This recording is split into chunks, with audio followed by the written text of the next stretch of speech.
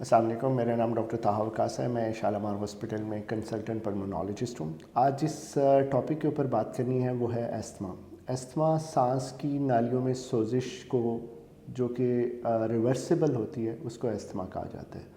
اور یہ موسم کی تبدیلی سے، دھول مٹی سے، دھوئیں سے اور انوائرمنٹل الرجن سے یہ پھیل سکتا ہے اور یہ بیماری شروع ہوتی ہے. اور اس کی جو علامات ہیں اس میں سانس کا پھولنا ہے، جو کہ جس کے ساتھ سانس کی سیٹیوں کی آواز بھی سانس میں ساتھ میں آ سکتی ہے.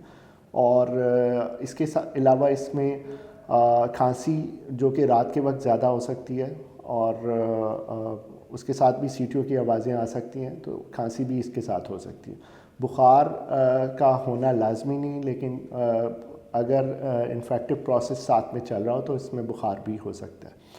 اور یہ موروثی طور پہ بھی فیملیز میں بھی چلتا ہے کہ اگر آپ مادر یا فادر کو کسی کو بھی ایستھما ہو تو یہ بچوں میں کنورٹ ہو سکتا ہے. لیکن ایسا نہیں ہے کہ یہ ایک سے دوسرے میں پھیل جائے.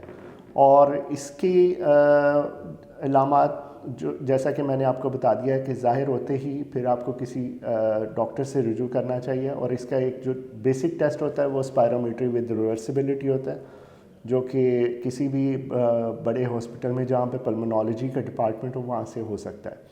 اور پھر اس کے بعد پھر اس کا علاج ہوتا ہے، جو کہ علاج کے ساتھ اس کے کچھ پریونٹیو میئرز ہوتے ہیں جو کہ آپ کو مطلب کوئی بھی پلمونالوجسٹ یا ڈاکٹر گائیڈ کر سکتے ہیں. ایستھما کے اندر جو سمٹمز ہوتے ہیں وہ مینلی سانس کی نالیوں کی سوزش کی وجہ سے اس میں سانس کا خراب ہونا بہت ایک لازمی سمٹم ہوتا ہے، جو کہ اس کے ساتھ سیٹیوں کی آوازیں آتی ہیں. اور یہ یاد رکھیے گا کہ دھول مٹی میں، دھوئیں میں اگر آپ کا سانس خراب ہو رہا ہے اور ساتھ میں سیٹیوں کی آوازیں آ رہی ہیں تو اس کا مطلب ہے کہ ایستھما کے چانسز آپ کے اندر موجود ہیں. اس کے علاوہ کچھ الرجیز کے سمٹمز بھی ہو سکتے ہیں، جس طرح کہ ناک کا بہنا، ناک کا بند ہو جانا، گلے میں ریشہ گرنا، اور اس طرح کے الرجی کے سمٹمز ہو جاتے ہیں جو کہ ایستھما کے ساتھ ایسوسیٹڈ ہوتے ہیں.